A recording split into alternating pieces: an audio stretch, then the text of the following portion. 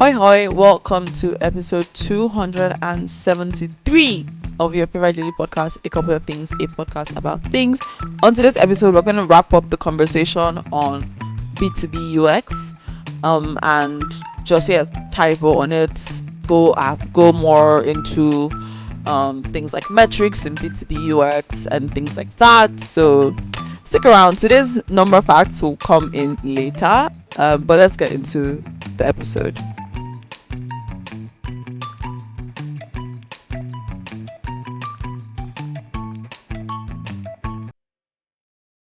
Hello, my people.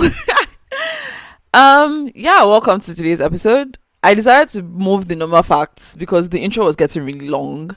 But anyway, today is the 30th of September, officially the end of Q3. Woohoo! And we are starting Q4 tomorrow, which means that the year is really coming to an end really quickly. And there are 92 days left in the year. Today is the 274th day of the year, not the 273rd, because I started recording the daily podcast on the 2nd of January. It's a leap year, so we have 366 days. Anyway, number trivia. 92 days left in the year. 92 is the percentage of water in watermelons. That's very interesting to me because I really like watermelons. And 92 is the number of different arrangements of 8 non-attacking queens on an 8x8 chessboard. I don't understand what that means because I don't play chess.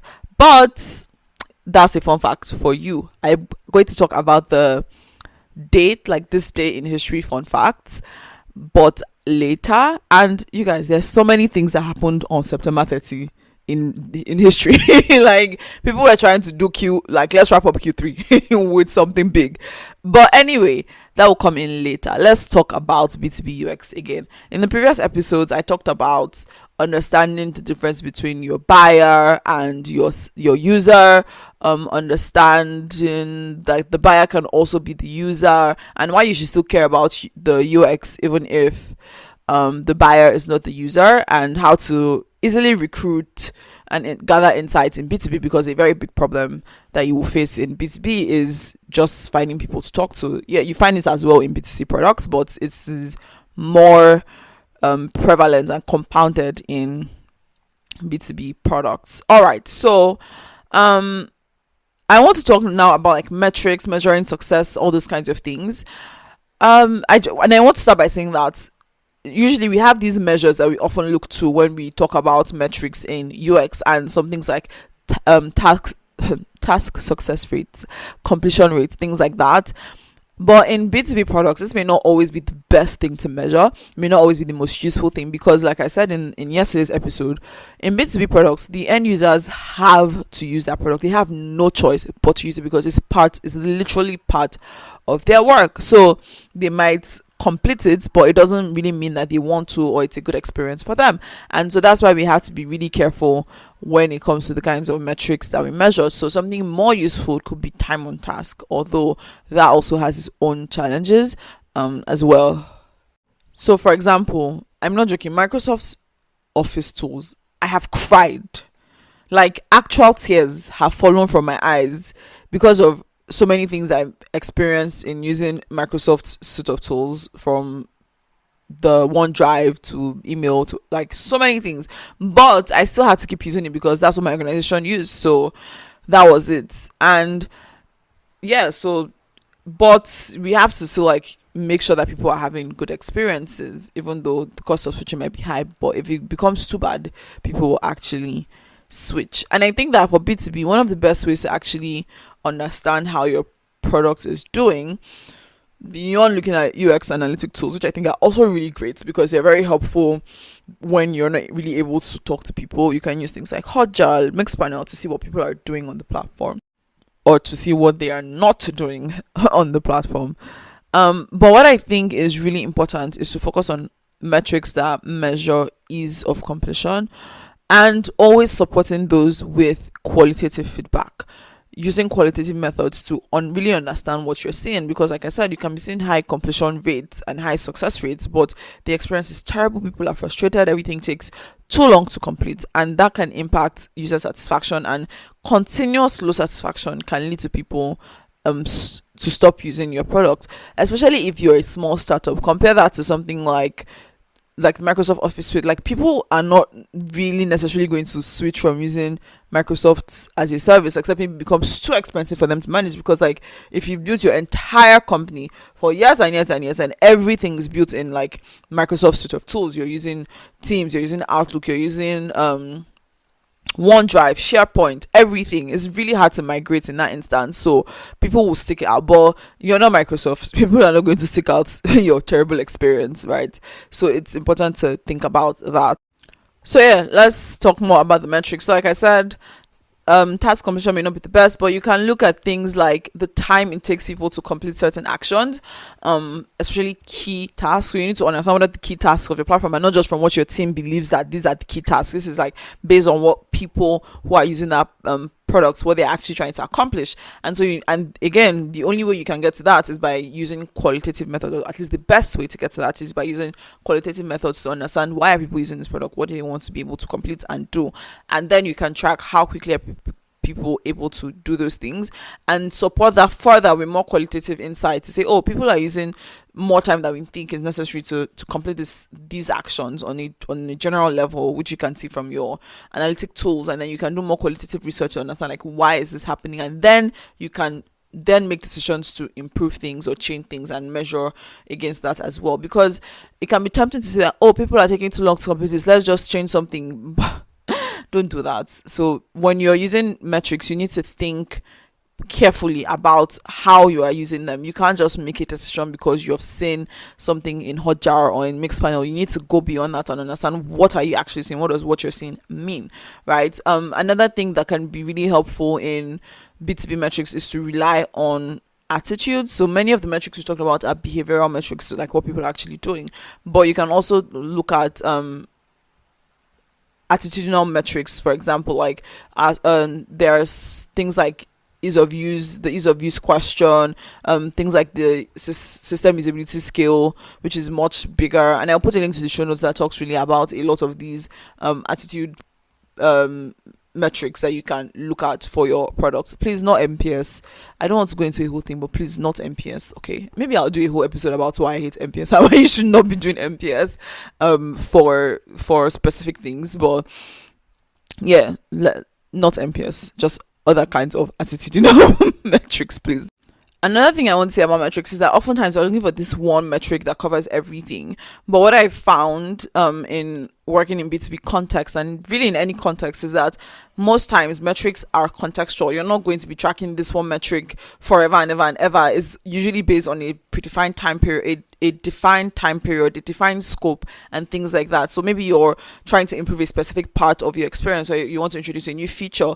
You're really going to be focused on a specific set of metrics at that point in time, and it's not just going to be like, oh, these are all the metrics are going to track forever and ever and ever and ever and ever till the company, till eternity or whatever, till the company shuts down or till whatever, right? It's like most of the time what is important to track is based on what you need to do right now. Yes, there are some longer term metrics. I'm trying to think of the word, but I can't. But there are some more is it effervescent? I don't know. But there's some more metrics that are like more long term and that you can keep checking and tracking consistently for a long period of time. Like some of the ones I already talked about, like time to complete, monthly active users, daily active, those kinds of things are more general things that you can track consistently. But what I want to focus on is it's very important to understand that there are some things that you only track at specific points in time, and it doesn't mean that you will never look at them again. For example, you can still go back to look at them from time to time, but they won't be things that you're always consistently tracking.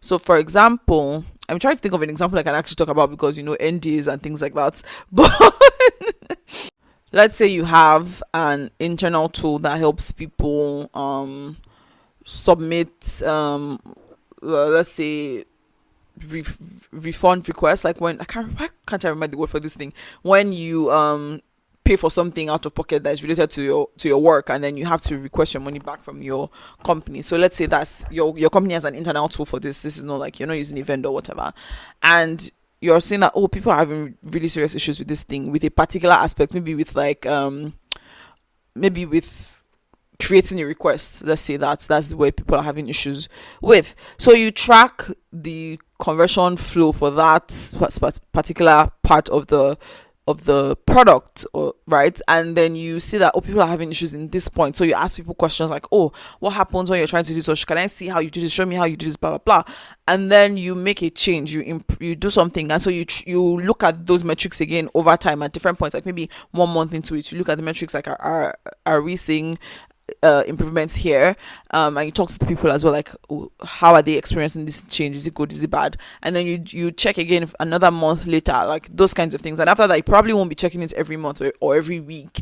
You will just be, maybe you checking on it like once in a year or something, or except you're hearing more people complaining about it, then you look at the metrics again. So it's like a continuous thing where it's impacted by what is on your roadmap, what is in the plan, and what are the customer complaints you're hearing. Because that's often, for me especially, a lot of the times when I'm going into metrics and looking at like dashboards and Mixpanel and all of those things, it's usually like, oh, I'm hearing things from customer support or from customers directly, like they're having issues with these kinds of things, and then I look into Mixpanel to say, or into Hotjar to say, oh, what is actually happening here? Let me see, is this a one person issue, or is this a broader issue that we need to solve? And there have been many cases like that where it's like, oh, a customer complains about something, and then we look into the data and we see that, oh, lots of people are having this is not just a one person issue, or a two people issue, because that's also a thing that you often stumble upon in B2B, in any context really. Like, people are like, oh no, it's just one person that has the issue, but then you look at it and you see that, oh no, this is a much bigger problem, and then you can change it. So yeah, basically the point of everything I've just been saying is that a lot of the time the metrics are project dependent, and sometimes, so for example, one time I worked on a project where we tried to do a new onboarding thing, because people weren't doing some things that were key actions on the platform, and so we did an onboarding thing, and we tracked that for like 3 months. We were collecting feedback from people, tracking the use and engagements with that solution, and we realized that people were actually not using this thing, they don't need it, they don't want it, and so we took it out. So obviously nobody's going to be looking at that dashboard anymore because it's gone. Like, it's the feature, the thing doesn't exist in the platform anymore. So yeah, like, I think that it's very important to realize that for most of the time the B2B metrics are context dependent, and I think probably in general for even B2C products, right, there are specific times where you'll be focusing on specific usability, UX, whatever products metrics, but there are some more general one, like the heart metrics that you may have heard of, happiness, adoption, all those kinds of things. So those are things that are more continuous, but then sometimes there are things that are more temporal. That's the word I was looking for earlier. Other metrics outside of the heart metrics, for example, there's like, oh, can people find stuff in your platform? So those are things that you can just keep testing outside of, oh, users complain about this. Sometimes it's good to just look into your data, like just browse around, see if there are any interesting points, and then you can build a project set of metrics that you want to track around that project, and so on and so forth, basically. Right, so I think that is all I have to say about metrics in B2B. And yeah, I don't think there's any, because I don't want to do another episode on this topic. I think 3 episodes is fine. I'm trying to see if there's anything else I want to add. Yeah, no, there's nothing else. So that's it for B2B UX. All I wanted to talk about. This is not every single thing about B2B UX ever, but just like what I want to cover. And so on to our fun facts for September 30.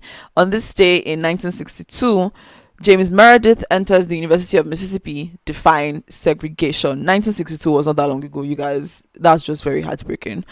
And on this day in 1947, the World Series featuring the Yankees, the New York Yankees, and the Brooklyn Dodgers is televised for the very first time.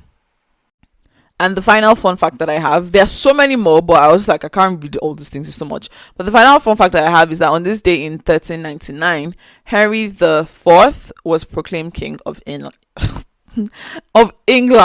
Thank you for listening. That's it for today. Bye. Thank you for listening to today's episode of A Couple of Things. If there was anything you found interesting or insightful, or you enjoyed the episode, please do share to someone or multiple people. like, leave a comment, and definitely do subscribe and all the nice things. Bye.